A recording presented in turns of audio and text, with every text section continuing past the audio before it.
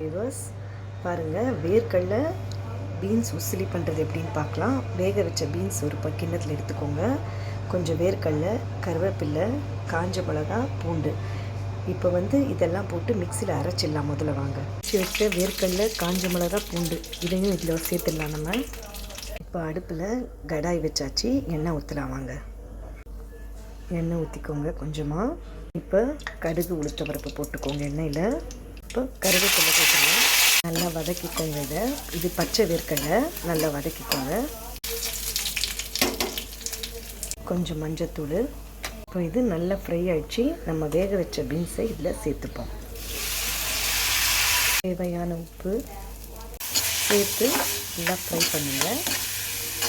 இப்போ பாருங்கள், பீன்ஸு வேர்க்கடலை உசிலி சூப்பராக ரெடி ஆகிடுச்சு. இது சாதத்துக்கும் தொட்டு சாப்பிட்லாம், தயிர் சாதத்துக்கும் தொட்டு சாப்பிட்லாம். நீங்கள் பண்ணிவிட்டு எனக்கு கமெண்ட்டில் போடுங்க.